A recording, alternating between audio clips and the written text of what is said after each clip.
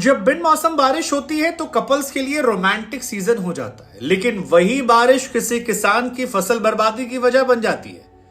ये गुरुजी वाला ज्ञान इसलिए दिए हैं क्योंकि बारिश चाहे आसमान से टपके या फिर खेल के मैदान में हो, कहीं दिल टूटते हैं तो कहीं दिल बाग बाग हो जाता है।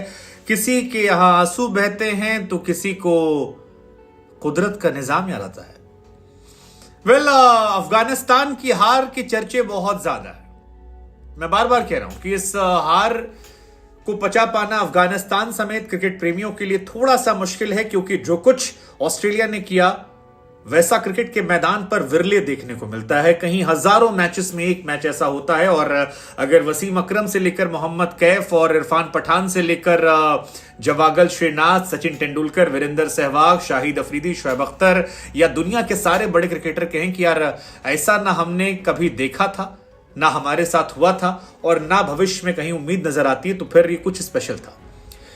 लेकिन अफगानिस्तान की हार के बीच पाकिस्तान और न्यूजीलैंड के चेहरे पर बड़ी वाली मुस्कान है। वहां पर आज इरफान पठान की तरह डांस हो रहा है।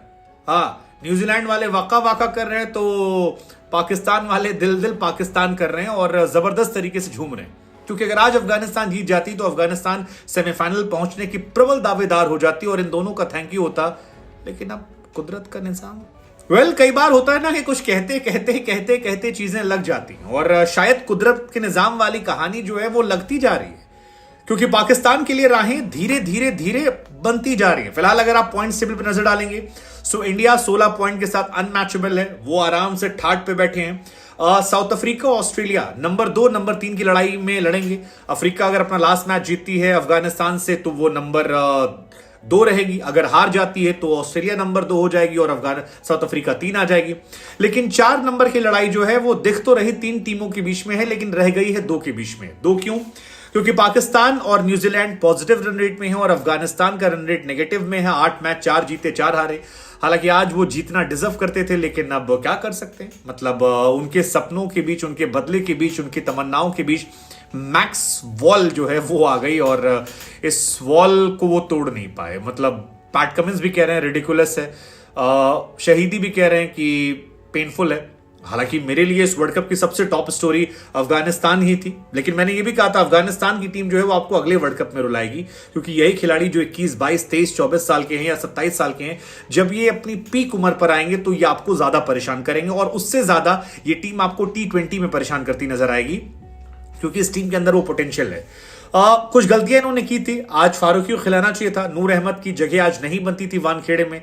आई थिंक वो एक फैसला भी इन पर बहुत भारी, क्योंकि तेज गेंदबाजों का रिदम जो था वो शुरू में जबरदस्त दिख रहा था, फिर वो रिदम टूटा। आपके पास स्पिनर ही थे, उमरजाई और नवीन के अलावा कोई तेज गेंदबाज था ही नहीं इस टीम में। सो वो एक इंपैक्ट पड़ा। दूसरा इंपैक्ट पड़ा वो जो ड्रॉप कैचेस थे। मुजीबुर रहमान को आज नींद नहीं आनी चाहिए। आज अगर वो ना सोएं तो उनके लिए अच्छा है, क्योंकि आज उन्होंने अफगानियों का दिल तोड़ा है। हालांकि जिताया भी, और क्रिकेट में हार जीत लगी रहती है, और ऑल्सो उन्हें भी नहीं पता था कि यार क्या छूट जाएगा, 200 रन कोई मार जाएगा। मतलब किसी ने नहीं सोचा था।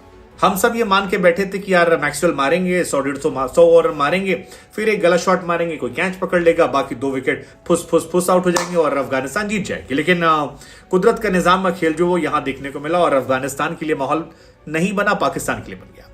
अब कहानी यह है कि न्यूजीलैंड का एक मैच बचता है श्रीलंका के साथ, पाकिस्तान का एक मैच बचता है इंग्लैंड के साथ। पाकिस्तान अगर इंग्लैंड को हराती है तो उससे काम नहीं बनेगा। पाकिस्तान को वर्ल्ड कप क्वालिफाई करने के लिए 2 सिनेरियो थे। पहला, अफगानिस्तान एक मैच हार जाए, चाहे अफ्रीका से ऑस्ट्रेलिया से, वो बाहर हो जाएगी। सो अफगानिस्तान वो मैच हार चुकी है एंड 99.99% अफगानिस्तान बाहर है। Unless and until Afghanistan Africa को 300-400 रन से हरा देती है तो शायद कोई अलग कहानी हो जाए, which is almost impossible. So Afghanistan almost बाहर है और न्यूजीलैंड और पाकिस्तान में कोई एक टीम जाने वाली। दूसरी कंडीशन थी न्यूजीलैंड वाला मैच रद्द हो जाए या न्यूजीलैंड हार जाए और पाकिस्तान अपना मैच जीत जाए, उसके 10 पॉइंट होंगे, वो आराम से क्वालिफाई कर जाएगी। और न्यूजीलैंड हार सकती है क्या, मतलब यू नेवर नो। शायद श्रीलंका में लग रहा हो कि भाई मैथ्यूज की बदला लेंगे। पाकिस्तानी तो वैसे ही मैथ्यूज को चढ़ाए कि भाई गुस्सा बचा के रखो, इंग्लैंड के सामने निकालना, हाँ इंग्लैंड के सामने निकालना हो सकता, न्यूजीलैंड के सामने निकालना हो सकता है निकाल दें। हालांकि न्यूजीलैंड वाले कह रहे हैं कि जॉस बाबू तुम अपना भी गुस्सा निकालना पाकिस्तान के सामने। मतलब यार कुछ तो जीत के जाओ, थोड़ी इज्जत से जाओ, तमीज से जाओ, ऐसे हार के थोड़ी जाओगे, और ऐसे हारोगे तो कैसे काम चलेगा। सो उनके लिए कुदरत के निजाम की एक कहानी ये थी।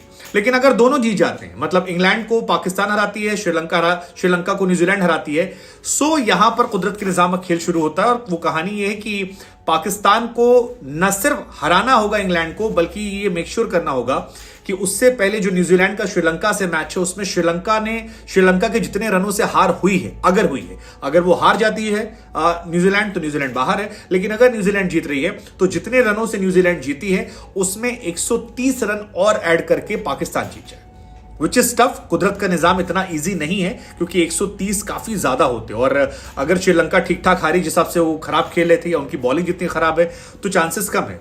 बट जो पाकिस्तान इतने करीब आ गया, दिल पाकिस्तान करते, बिरयानी खाते, इमाम को प्रोटीन दिला के, यू नेवर नो। मतलब मेरे हिसाब से तो अफगानिस्तान डिजर्व करती थी यार। मेरे लिए वर्ल्ड कप की 3 बड़ी स्टोरी है, सचिन रविंद्र, अफगानिस्तान की टीम और ग्लेन मैक्सवेल की पारी। ये सबसे बड़ी मेरे लिए इनिंग है। लेकिन देखते हैं बाकी क्या